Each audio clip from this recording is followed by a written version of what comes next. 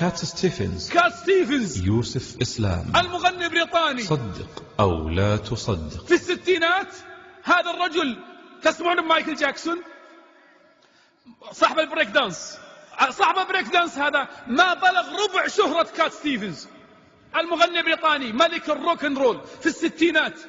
هذا الرجل يقول عن نفسه، يقول جو لمي وفد من أمريكا من كاليفورنيا وطلبوا من أن أقيم ليلة غنائية عندهم، قيمة العقد 57 مليون دولار، أكثر من 200 مليون ريال الليلة واحدة.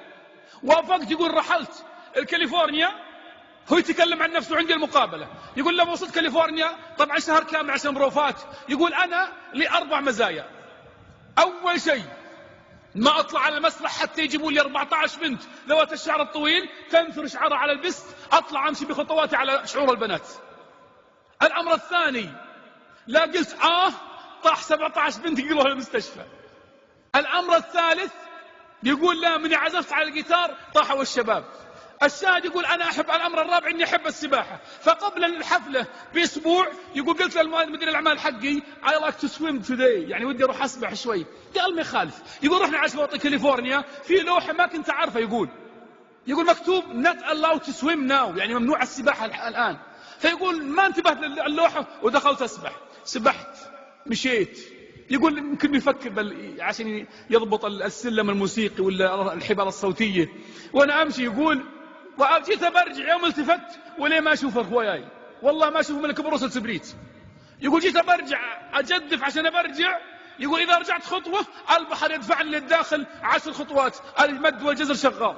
يقول والله غصت حتى صرت ما أشوف إلا سماء وماء أزرق بأزرق. يقول والله أيقنت على الهلاك، انتظرت ملك الموت معي بيجي. يقول من ضمن غطساتي رفعت راسي وأنا طالع قلت يا رب لك علي إن انقذت لأخدم دينك الحق. والله ما كملت الكلمة يقول إلا موجة تأخذ من تحتي تجد عن عند أخوياي.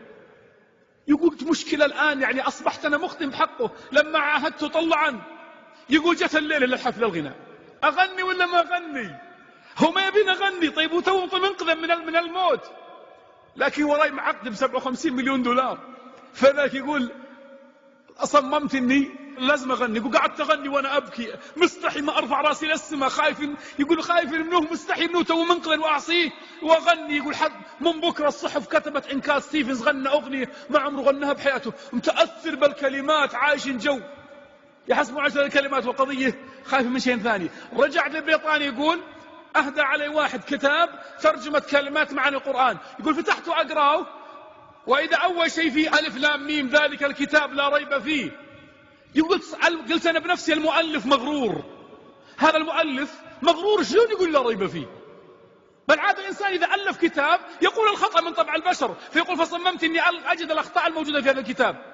يقول أخذت أفتح الصفحات وأسجل، أفتح الصفحات وأسجل، ما راح 5 صفحات إلا وأنا أسجل الخطأ عندي والصح عنده. فقلت أشهد أن لا إله إلا الله وأشهد أن محمد رسول الله. الآن من أكبر الدعاة إلى الإسلام اسمه يوسف إسلام إذا سمعتوا فيه.